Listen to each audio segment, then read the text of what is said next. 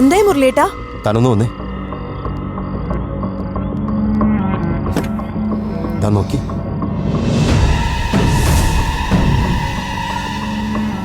ഈശ്വരാ, എന്തു പറ്റി മുരളിയേട്ടാ?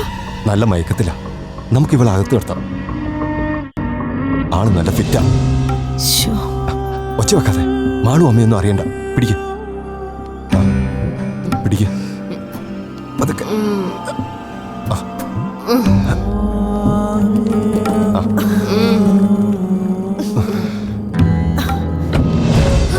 അയ്യോ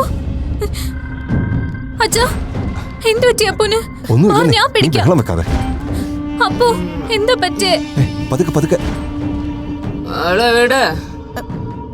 നിന്നോട് തുടരുന്നല്ലേ പറഞ്ഞേ? വിടറാ. എന്താ മുരളി ഇതൊക്കെ? ഇവക്ക് എന്താ പറ്റിയത്? ഒന്നുമില്ല. എന്താ ഒരു കള്ളുനാറ്റം? ഇവള് കള്ളു കുടിച്ചിട്ടുണ്ടോ? അമ്മയൊന്ന് പതുക്കെ. ആ കൊള്ളാം, ഇപ്പൊ സമ്പൂർണമായി. ഇനി ഇതിന്റെ കൂടെ ഒരു കുറവേ ഉണ്ടായിരുന്നുള്ളൂ. കൊള്ളാം. അശ്വതി, അകത്തെ ഹാളിൽ കൊണ്ട് കിടത്ത്. ഇതെന്തോന്നാ മുരളി? ഇതൊരു കുടുംബമല്ലേ?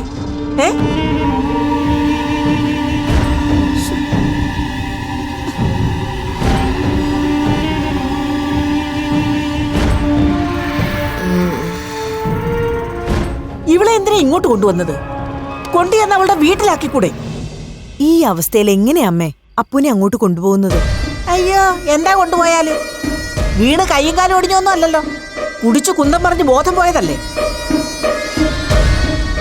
അപ്പൊ കയ്യോടെ കൊണ്ടുപോയി തന്തയുടെ തള്ളയുടെ മുമ്പിൽ കൊണ്ടിടുകയാ വേണ്ടത്. പൊന്നുമോളുടെ ലീലാവിലാസങ്ങൾ കൺകുളിർക്കെ കാണട്ടെ രണ്ടുപേരും. മുത്തശ്ശി ഒന്നും മിണ്ടാതിരിക്കുന്നുണ്ടോ? അപ്പു ഇന്ന് ഇവിടെയാ കിടക്കുന്നത്. അതിന് മുത്തശ്ശിക്ക് എന്താ നഷ്ടം? ആയിക്കോ, എന്ത് വേണേലും ആയിക്കോ. ഒടുക്കം കൂട്ടുകാരിയുടെ. വേണ്ട, എന്നെ കൊണ്ടൊന്നും പറയിക്കണ്ട.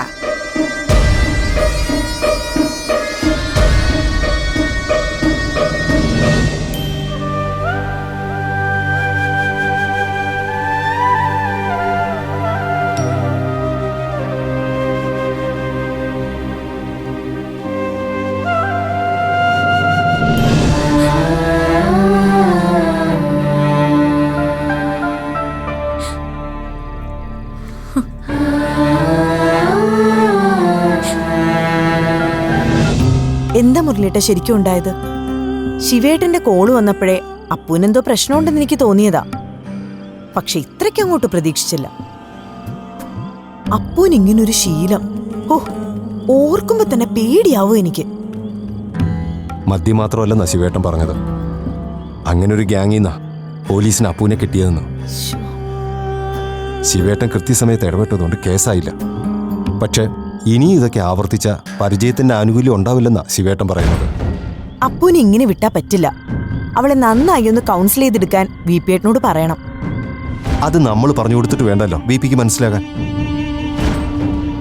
അപ്പു ഇങ്ങനെ മാറിപ്പോയ കാര്യം വിപിയേട്ടനോ ഗീതേച്ചോ അറിഞ്ഞിട്ടുണ്ടാവില്ല.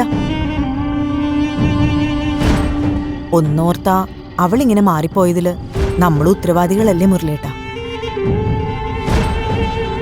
കോളേജിലെ ആ ഇൻസിഡന്റിന് ശേഷം എല്ലാവരും അവളെ ഒറ്റപ്പെടുത്താനും കുറ്റപ്പെടുത്താനും അല്ലേ ശ്രമിച്ചത്? ചിലപ്പോ അതിന്റെ സങ്കടവും നിരാശയൊക്കെ കൊണ്ടാവും അവൾ ഇങ്ങനെയൊക്കെ കാണിക്കുന്നത്. അകന്നത് നമ്മൾ മാത്രമല്ലല്ലോ, മാളുവിനെ കൂടി നമ്മൾ അവളിൽ നിന്ന് മാറ്റി നിർത്തിയില്ലേ? നമ്മൾ അങ്ങനെ ചെയ്തിട്ടുണ്ടെങ്കിൽ അതിന് നമുക്ക് നമ്മുടേതായ റീസൺസ് ഉണ്ട്. പക്ഷെ അതിന്റെ പേര് അപ്പു ഇങ്ങനെ തുടങ്ങുന്നത് അതൊട്ട് ന്യായീകരിക്കാവുന്നല്ല. അപ്പുവിന്റെ ഈ ശീലങ്ങളൊക്കെ തുടരാനാണ് സാധ്യതയെന്നാ ശിവേട്ടൻ പറയുന്നത്. ഒരു രസത്തിനു വേണ്ടി തുടങ്ങി പിന്നെ ഇതിൽ പെട്ടുപോയ ഒരുപാട് കുട്ടികളുടെ കഥകൾ ശിവേട്ടന് നേരിട്ടറിയാത്രേ. മുരളിയേട്ടാ, അപ്പുവിന്റെ കാര്യത്തിൽ അങ്ങനെയൊന്നും സംഭവിക്കരുത്. കാര്യത്തിന്റെ ഗൗരവം വിപിയേട്ടനോട് തുറന്ന് സംസാരിക്കണം. പക്ഷെ അശ്വതി, ഈ കാര്യം ഞാനിങ്ങനെ അവരോട് രണ്ടുപേരോടും. അപ്പുവിന് കിട്ടിയ കാര്യം അവരോട് പറഞ്ഞില്ലേ ഇതുവരെ?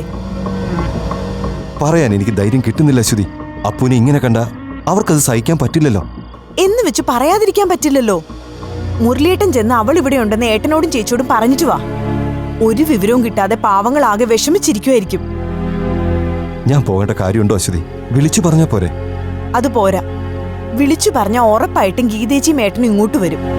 ഈ കോലത്തിൽ അവരവളെ കണ്ട വേണ്ട മുരളിയേട്ടാ, അതിനൊരവസരം നമ്മളായിട്ട് ഉണ്ടാക്കരുത്. ശരി, ഞാൻ പോയി പറഞ്ഞിട്ട് വരാം. ഉം.